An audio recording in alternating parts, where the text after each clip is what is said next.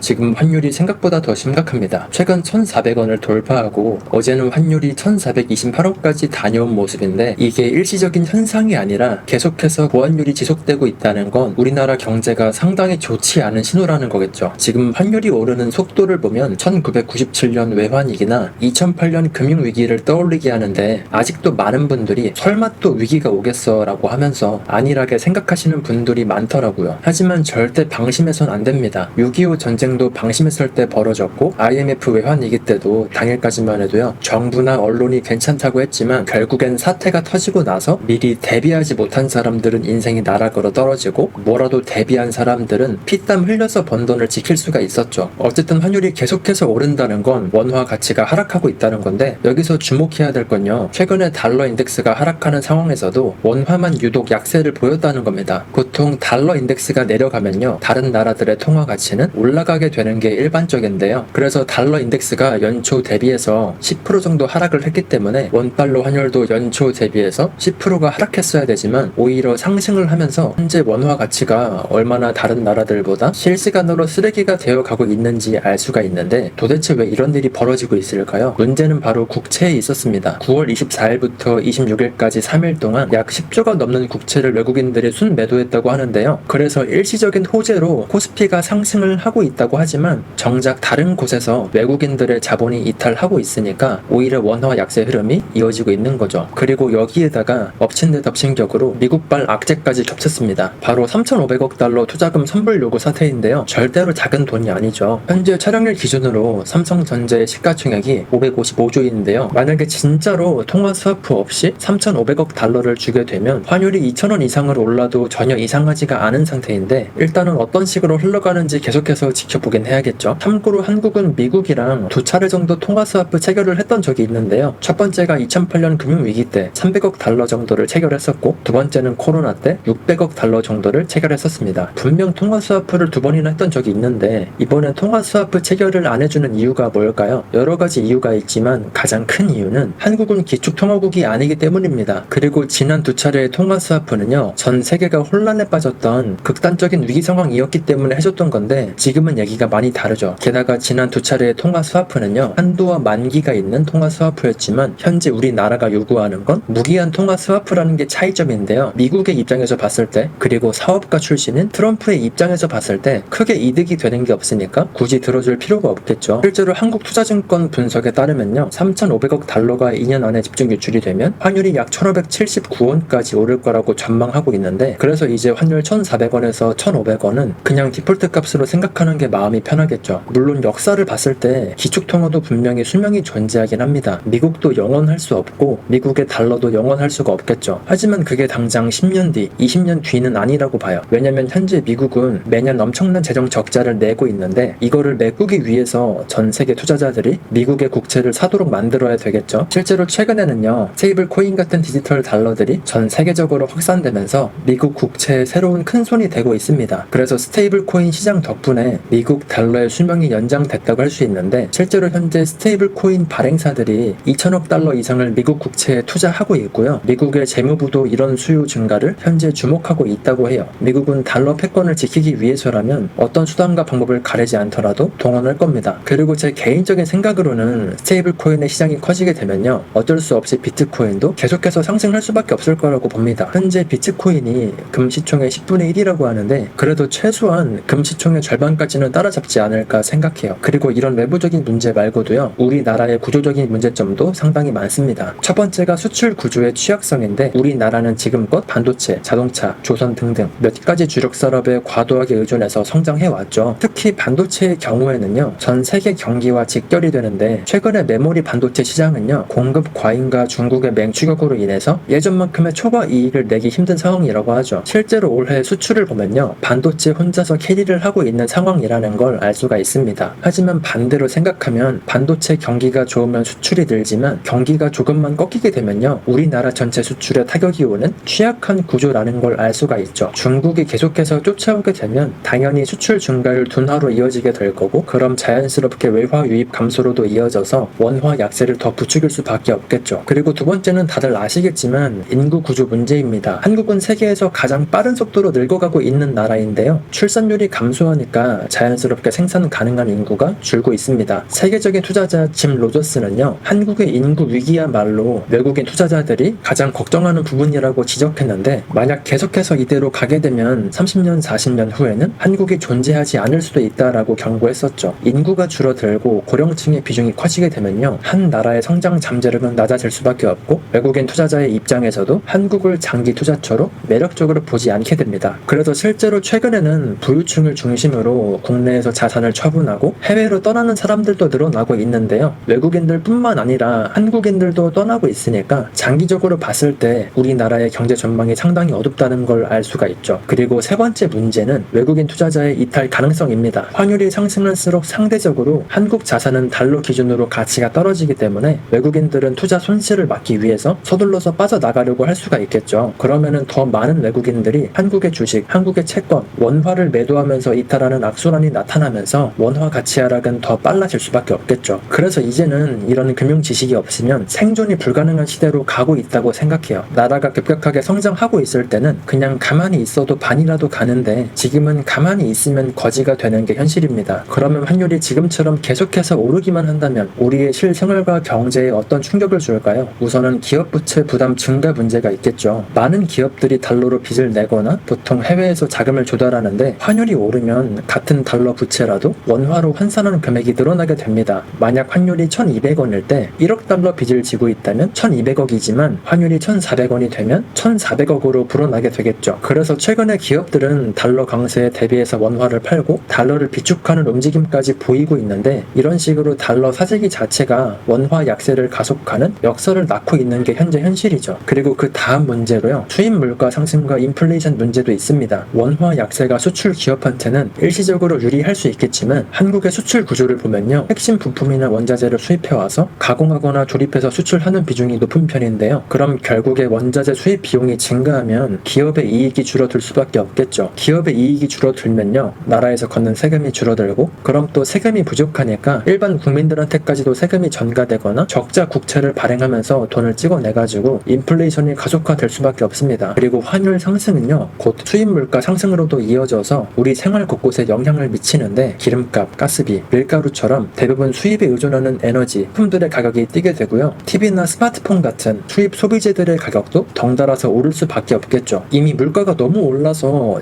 요즘 밖에 나가서 뭐 하나 사 먹기가 겁나는데, 지금처럼 환율이 잡히지 않고 계속해서 오르게 되면요, 물가는 더 오르고 지금보다 먹고 살기가 더 힘들어지겠죠. 실제로 전문가들은요, 환율이 오르면 수출 확대 기대보다 물가 상승의 우려가 더 크다고 말하는데, 환율이 오르면 수입 소비재 가격이 오르는 것은 물론이고 수입 원자재로 만든 국산 제품 가격도 결국에 상승하기 때문에 환율의 상승세가 잡히지 않으면 물가 안정도 어려워질 수밖에 없어요. 그러면 이런 것들이 결국 서민들의 부담으로 이어지고 정부와 중앙은행이 펼치는 통화 정책의 딜레마도 커지겠죠. 만약에 통화 스와프도 불발되고 외환 보유액마저 급감한다면 최악의 시나리오를 떠올리기 싫어도 미리 생각하고 대비를 해둬야 됩니다. 환율이 쉽게 내려올 만한 명분이 없다는 게 현재 현실이기 때문에 환율이 1,400원에서 1,500원에 오랜 기간 머물 거라고 생각해요. 만약 미국의 경기 침체가 오게 되면 환율이 1,300원에서 1,200원대로 내려갈 수도 있겠지만 각종 미국의 지표들을 보면 그럴 일은 거의 희박하다고 봅니다. 저는 개인적으로 환율이 당분간 내릴 것보단 오르는 쪽에 더 가까울 거라고 보지만, 굳이 꼭 한 가지를 선택해야 된다면 지금 시점에서는요, 그냥 원화만 안 가지고 있으면 된다고 생각합니다. 미국도 이제 올해 금리 인하는 최소 한 번에서 두 번은 할 계획이고, 그럼 거기에 맞춰서 한국도 금리 인하를 한 번 정도는 하지 않을까 싶은데, 이미 우리나라도 돈풀기를 상당히 많이 했고, 그리고 지금 정권이 앞으로도 많이 할 전망이기 때문에 원화 가치 하락은 거의 100% 될 거라고 보는 게 맞습니다. 그래서 지금 중요한 건 어떻게 대비를 할 건지가 중요한 거죠. 근데 이제 와서 뭔가를 사기에는 달러, 비트코인, 금, 부동산 다 올랐잖아요. 물론 부동산은 오르는 데만 오르고 지방이나 이런 데는